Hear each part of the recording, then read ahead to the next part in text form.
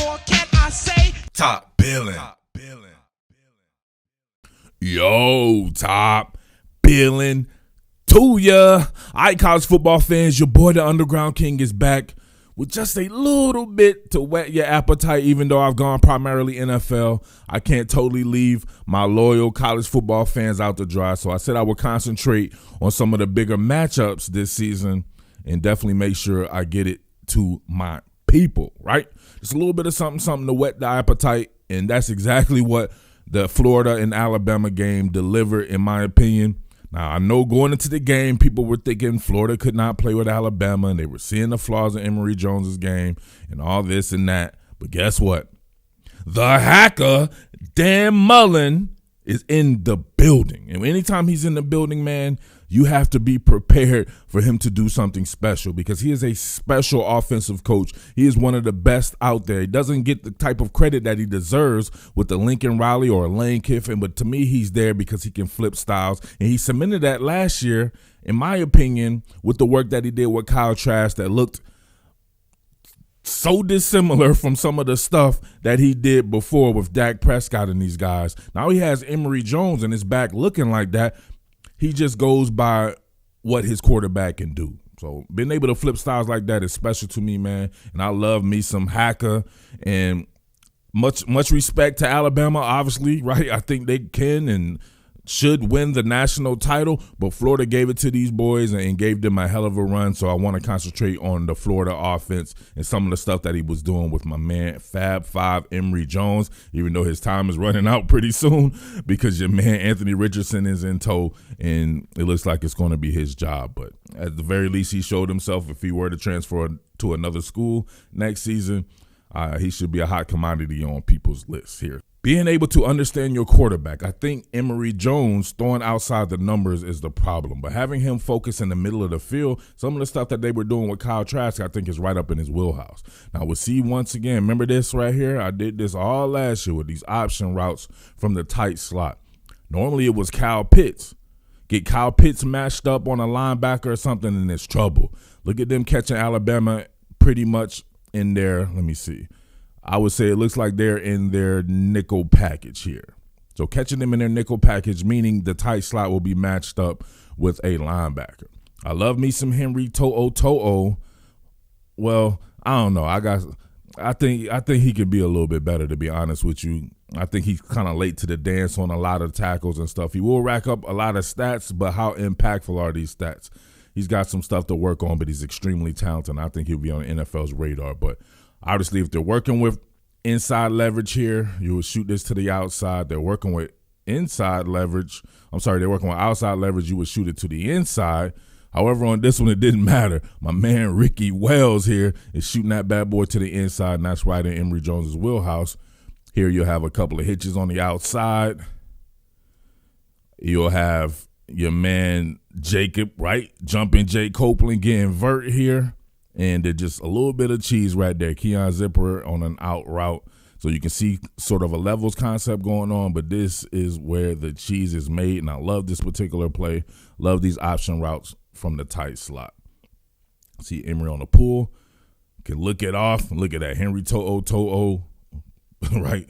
Like they said, no. He wanted no parts of that right there. They could have did that and just immediately got them guys out of base. We'll see it right here on the pull.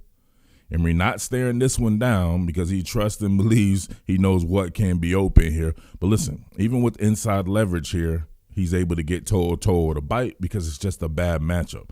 Wells going against a linebacker like that, sticks that foot in the ground, creating that Dr. Fauci style separation, 6 feet at all times, and allowing Emory Jones pitch perfect and get some yak as well. So absolutely love that particular concept from those guys. Check this one out. Formation into the boundary. You're catching these guys in what looks to be their deep third coverage. Obviously, vertical bells on the outside right here. I believe you have your post safety rolled to the middle of the field. But they got formation into the boundary. You got Justin Shorter here. He's on a curl route. You got Whittemore looking like he's got a faux transition into a seam. And then I think you got Kamari Gamble here I think he's just running an out route or something like that. But the cheese is made over here. You're going to have my man Jumpin' Jake one-on-one with Josh Jobe, giving him the business just like he did in that SEC championship game last year. And it looks like he was originally running a curl, but then kind of, I don't know if this was off script or something, then he kind of drifts and turns it into a dig route. And Emory Jones with the ability to extend the play. Check this out right here. Right on the pull. Look at the breach there. You got bracket coverage right here on Whittemore, so that means somebody's open because that means somebody's not going to be able to fill the inside of this quadrant here. And you got your post safety. Emory keeping his eyes upfield, not necessarily looking to run, looking to distribute that rock. Bang! Rock distribution. And not that type of rock distribution your boy got to do because you guys aren't sending quality support in for my college football fans.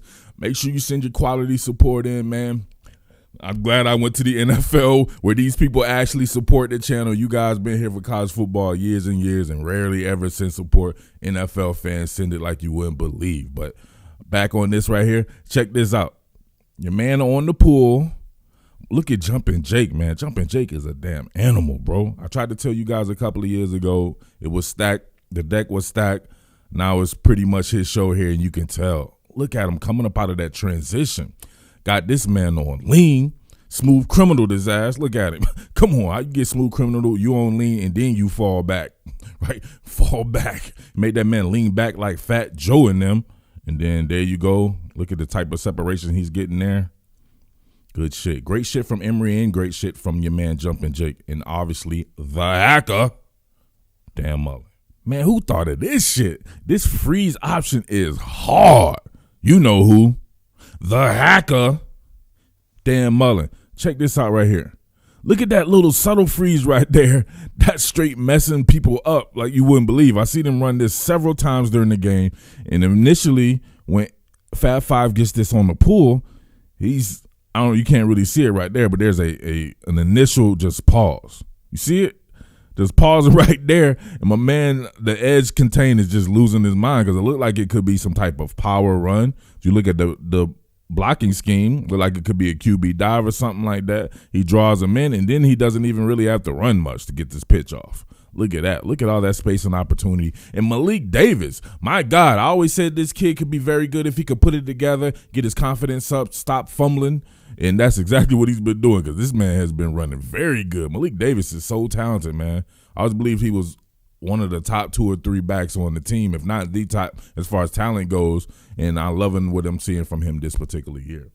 I tell you what, if Florida's able to put together performances like this moving forward, they are a threat to beat anyone, literally anyone, so keep that in mind. Here it is again. Check it out. Just look at the subtle freeze. You see that? It drew both people in, right? Drew Sanders was in there and Justin Aboigbe just from that little freeze, right? You got to respect it. He caught the ball.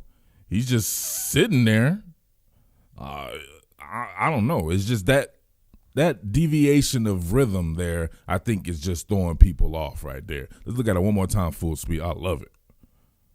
See that? Just a subtle freeze and drew them both in. You don't even have to run that much, right? A lot of these options are run, right? You run them into the boundary or to the field side and you're running some serious steps to get before you pitch it.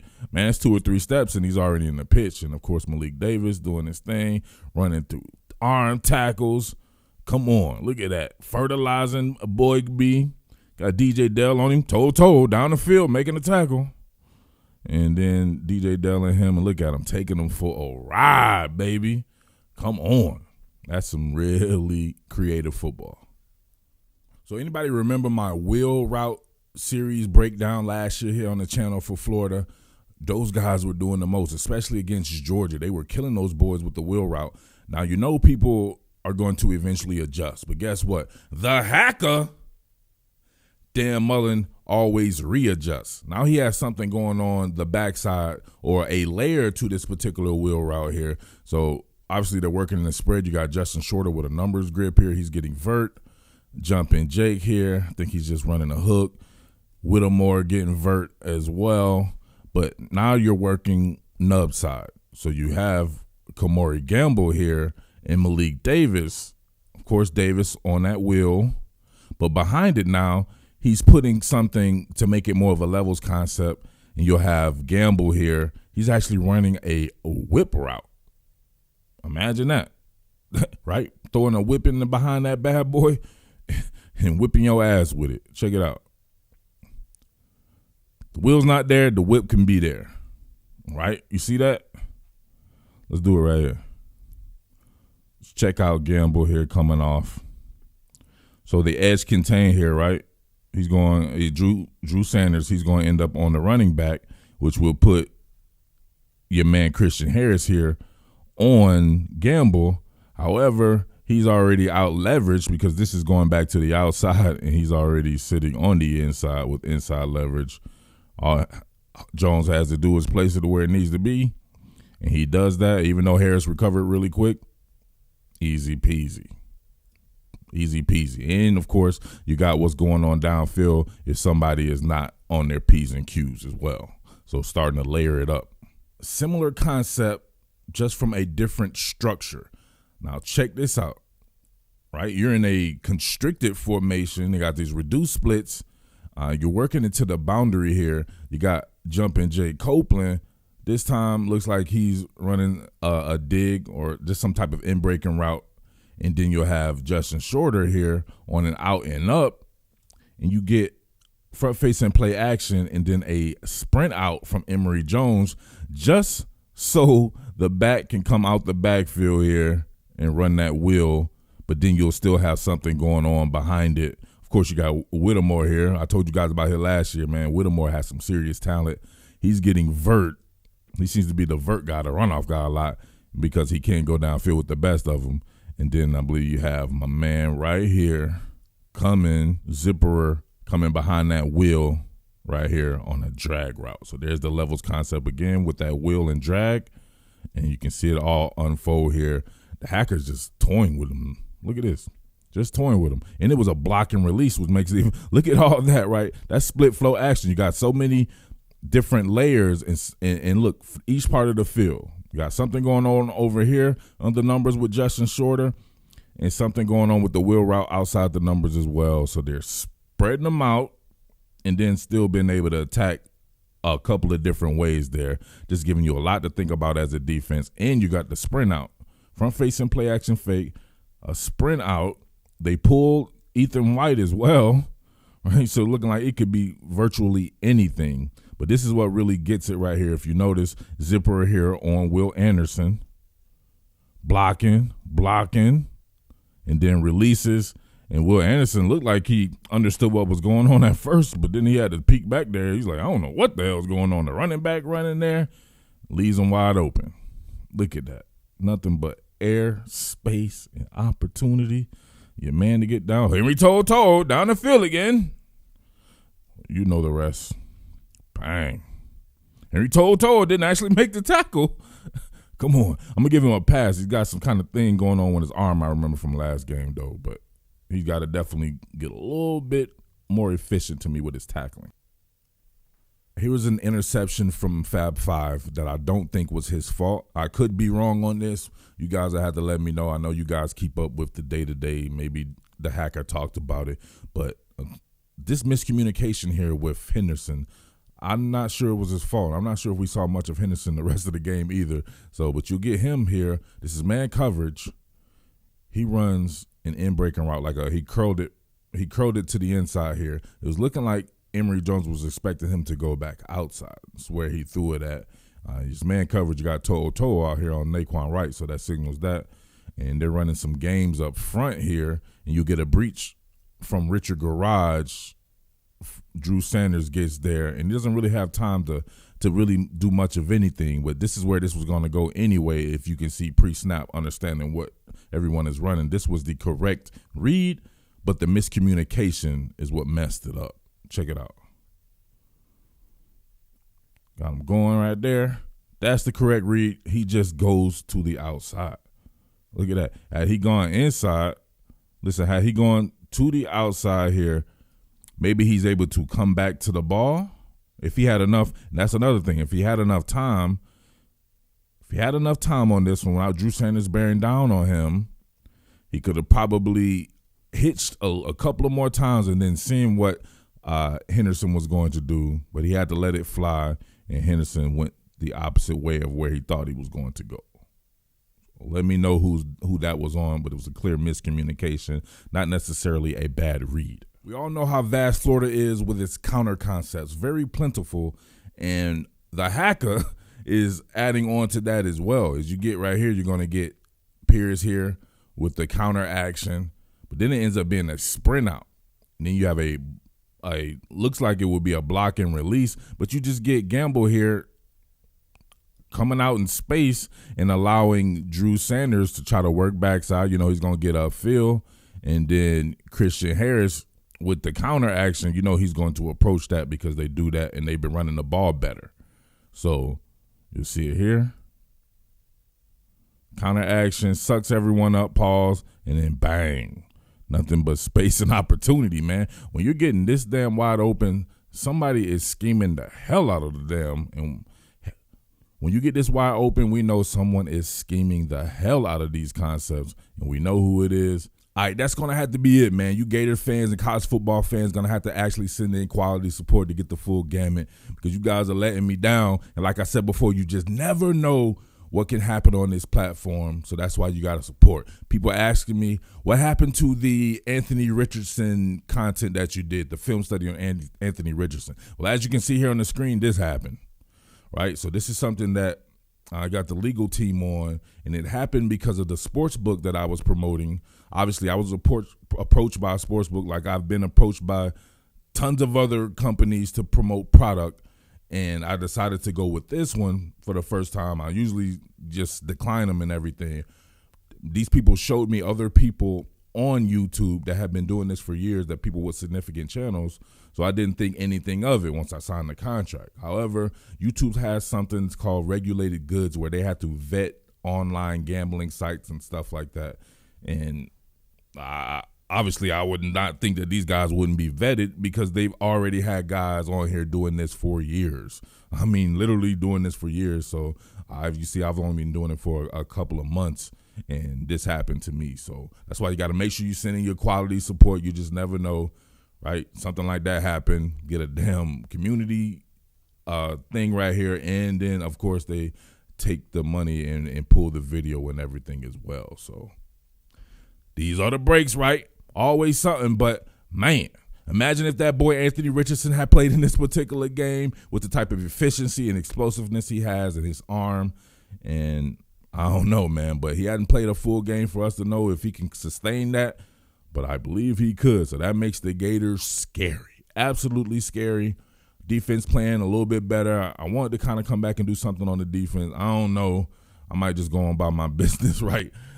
It's a business, so going about my business. But the defense is playing a little bit better. Run game looks a little bit better. Team looks a little bit tougher. Anthony Richardson can make them, man. But don't throw away the baby with the bathwater. Just like I said, they were almost able to beat Alabama with Emory Jones. That game versus Georgia, I will definitely be back for. That's going to be off the chain. Georgia looks phenomenal on both sides of the ball. So, but it's your boy Murph, the Underground King. Thank you for your support. Top Billin Sports, and I am out. Peace. What more can I say? Top Billin.